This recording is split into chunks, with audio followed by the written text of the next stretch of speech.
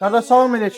Salam eləyirik qardaş. Salam. Bu internetdə zətdə görürəm yağ dəyişmədə. Biri deyir 10 etap, biri deyir 12 etap, biri deyir 15 etap. Sizdə neçə etaplıdır qardaş? Bizdə 20 etapdır qardaş. Üstə gəldə bəh-bəh.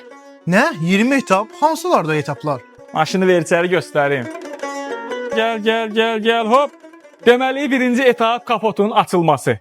İkinci etap köhnə yağın buraxılması.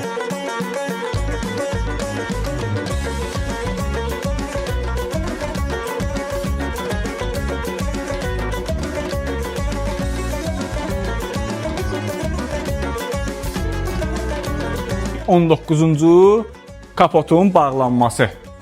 Bəs 20-ci etap hansıdır qardaş? 20-ci etap ən əsas etapdır. Gəl göstərim.